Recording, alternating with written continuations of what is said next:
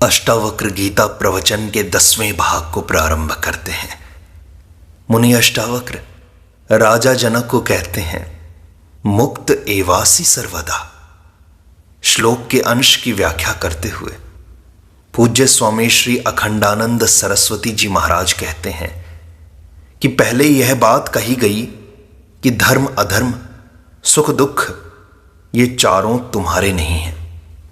मेरे नहीं है तो किसके हैं? बोले कि मानसानी, ये मन के हैं। अच्छा, ये मन के हैं तो मन हमारा हो तो बोले कि विभो हो, तुम तो विभु हो, संपूर्ण विश्व सृष्टि के आधार और प्रकाशक, बिल्कुल एक हो तुम। एक मन के साथ तुम्हारा कोई संबंध नहीं है।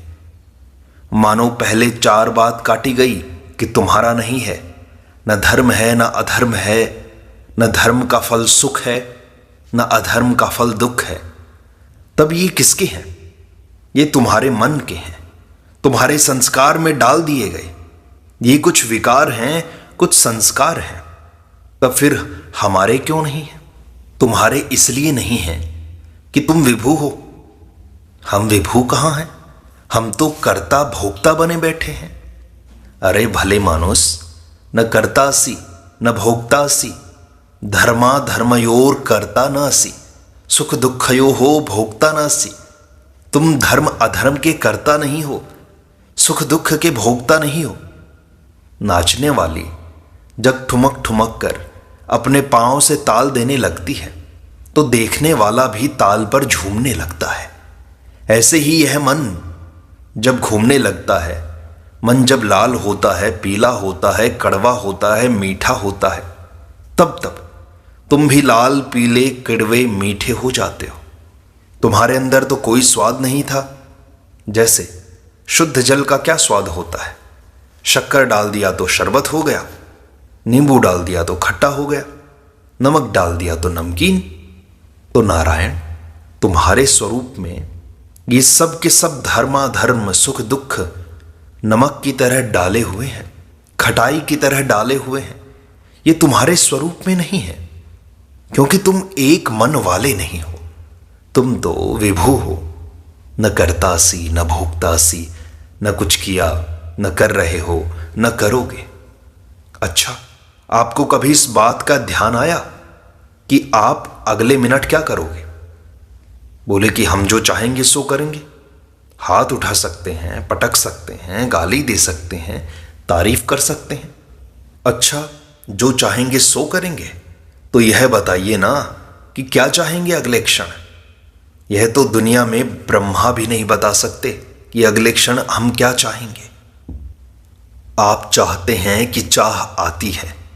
यह तो महाराज उड़ती हुई हवा को जैसे कोई मेरी बोले और बहती हुई नदी के पानी को कोई मेरा बोले। आप बताइए ना कि क्या चाहेंगे आप? अरे हम राम को चाहेंगे, श्याम को चाहेंगे, मोहन को चाहेंगे, ऐसा कुछ नहीं है।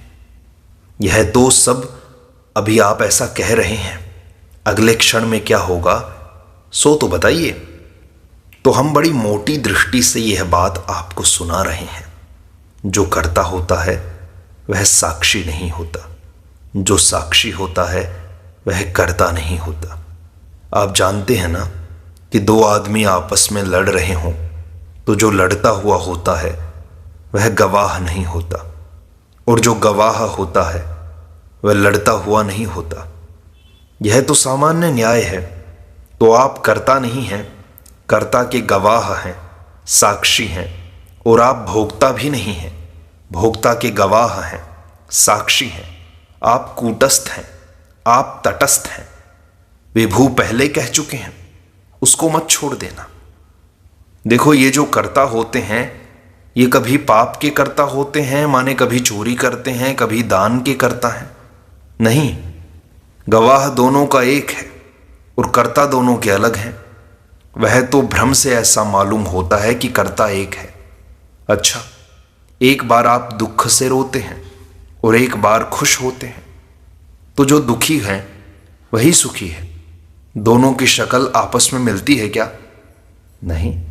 एक बार आपके हृदय में सुखी पैदा हुआ और मर गया, एक बार आपके हृदय में दुखी पैदा हुआ और मर गया। एक बार आपके भीतर रहने वाले ने तान दुपट्टा सो लिया और आपने उसको देख लिया, और एक बार उसने दुनिया बनाई तो आपने देख लिया। जो उसने हत्या की और जो उसने यज्ञ किया उसे आपने देख लिया। तो नारायण आप करता हैं? आप पाप के करता हैं कि पुण्य के करता हैं? आप सुख के भोगता हैं कि दुख के भोगता हैं?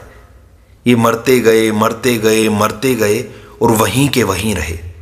इसलिए मुनि अष्टावक्र कहते हैं, न कर्तासी न भोक्तासी मुक्त एवासी सर्वदा। तो आप धर्म से मुक्त हैं, अधर्म से मुक्त हैं, सुख दुख से मुक्त हैं। देखो, मुक्त शब्द का क्या अर्थ होता है कि आपने इनको छोड़ दिया, सो नहीं, इन्होंने ही आपको छोड़ दिया, इसका यह अर्थ होता है। रामेण श्यामे मुक्तः, राम ने श्याम को छोड़ दिया तो श्याम छोड़ा गया। जो छोड़ा गया उसको मुक्त बोलेंगे। आया आपके ध्यान में? जो छोड़ता है उसको मुक्त नहीं बोलते हैं। जैसे जेलर ने कैदी को मुक्त कर दिया तो जो छोड़ा गया सो मुक्त हुआ, जिसने छोड़ा वह मुक्त नहीं हुआ। तो नारायण, आपने धर्म को नहीं छोड़ा, धर्म ने पहले से ही आपको छोड़ दिया है, छोड़ रखा है। वह आपके साथ हमेशा नहीं रहता है। आपने धर्म को नहीं छोड़ा, अधर्म ने आपको छोड़ा है। आप झूठ ही झूठ उनका रिश्तेदार अपने को बताते हैं। सुख ने आपको छोड़ रखा है, हमेशा आपके पास कहाँ रहता है? वह तो कभी आता है कभी जाता है। दुख ने आपको छोड़ रखा है, कभी आता है कभी जाता है। परंतु आप ऐसे हैं जो ऐसा समझते हैं कि मैं सुख का सगा बाप हूं, मैं तो दुख का सगा भाई हूं। पहले से ही सुख दुख दोनों ने आपको तलाक दे रखा है। धर्म अधर्म दोनों ने ही आपको तलाक दे रखा है। आप ही तो उनको पकड़ते हैं। न कर्तासी न भोक्तासी मुक्त एवसी, धर्मेण मुक्तोसी अधर्मेण मुक्तोसी, दुखेन मुक्तोसी सुखेन मुक्तोसी, कर्ता मुक्तोसी भोक्ता मुक्तोसी। कर्तृत्व ने आपको कभी बांधा नहीं, आपने अपने ऊपर कर्तव्य को थोप लिया है। भोक्तृत्व ने आपको कभी बांधा नहीं। यदि कर्तृत्व भोक्तृत्व आपको छोड़कर चले न जाते तो आपको नींद नहीं आती। वे तो आपको बारंबार छोड़ छोड़ कर चले जाते हैं, और आप हैं कि उठ उठकर बारंबार उन्हीं के साथ अपने को मिला देते हैं। कितनी तरह के कर्म आए और कितनी तरह के भोग आए, कितनी तरह के सुख दुख आए, कितनी तरह के धर्म अधर्म आए, कितनी तरह के कर्तापन और भोक्तापन आए और गए, और हवा की तरह जाते रहे, सूर्य चंद्रमा की तरह चलते रहे, पानी की तरह बहते रहे, पृथ्वी कण की तरह उड़ते रहे। उन्होंने तो सर्वदा ही आपको मुक्त कर रखा है, कोई आपको बांध नहीं सकता। उन्होंने तो पहले से ही रजिस्ट्री कर दी है, आपको मुक्त कर रखा है, परंतु आपका मोह नहीं मानता है। एक किस्सा तो जरा भद्दा है लेकिन बिल्कुल सच्चा है। मैं वृंदावन में था। एक सज्जन बीकानेर से पैदल चलकर मेरे पास आए। गीता प्रेस के संबंध में हम उधर आते जाते रहते थे। हमारा नाम उनको मालूम था।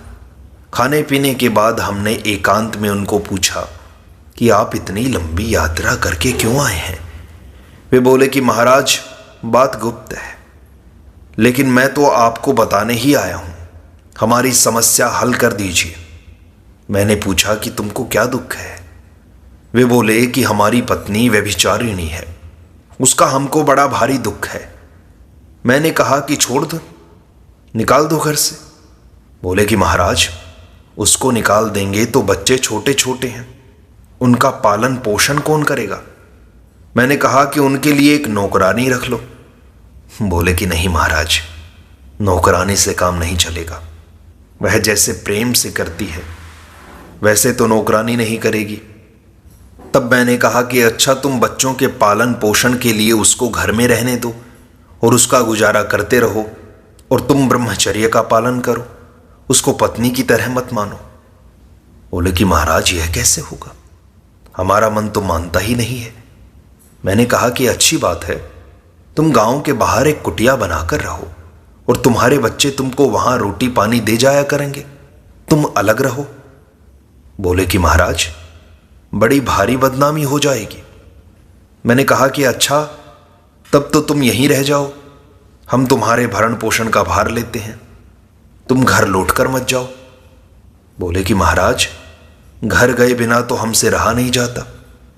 मैंने कहा कि तब तुम जाओ, अब तक जैसे रहते आए हो वैसे ही रहो, उसमें फेर फार करने की कोई जरूरत नहीं है। अब देखो, बीकानेर से वृंदावन तक की इतनी लंबी यात्रा करके आए, पर देखो क्या प्रयोजन है। तो हमने ही पकड़ रखा है दुनिया को, कि दुनिया ने पकड़ रखा है हमको। दुनिया तो हमको छोड़ती जा रही है, छोड़ती जा रही है, हमने ही पकड़ रखा है। तो मुक्त एवासी सर्वदा। आप यह मत कहो कि जब हम धर्म करेंगे तब मुक्त होंगे, जब उपासना करेंगे तब मुक्त होंगे, जब हम योगाभ्यास करेंगे तब मुक्त होंगे, जब ऐसा होगा तब मुक्त होंगे। असल में आप मुक्त हैं, और केवल मुक्त होना काफी नहीं है, क्योंकि अलग अलग इकाइयां अगर अपने को मुक्त मानने लगें तो यह बड़ी भारी बेवकूफ़ी होगी। असल में एक अखंड ब्रह्म आत्मा है, और वही सबका आत्मा है, और वही मुक्त है। एक इकाई के रूप में अपने को मुक्त मान बैठना बेवकूफ़ी से युक्त है। अपने को एक इकाई के रूप में साक्षी मानना, एक इकाई के रूप में ईश्वर से एक मानना, एक इकाई के रूप में सच्चिदानंद मानना, यह सब अविचारक है।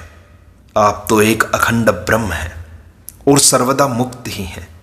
सर्वदा माने चाहे किसी समय में हो और जिस किसी भी स्थान में हो, चाहे जिस किसी शरीर में हो, किसी के द्वारा आप व्यवहार कर रहे हो, आप वे नहीं हैं जैसा दुनिया आपको जानती है और जैसा आप बिना सोचे समझे अपने को मानते हैं। तब आप कौन हैं? असल में ये वेद शास्त्र पुराण महावाक्य आपको जैसा बताते हैं वो आप हैं। आप वही हैं। ब्रह्म का स्वरूप आपका स्वरूप है। आप सर्वदा मुक्त हैं, सर्वदा मुक्त हैं।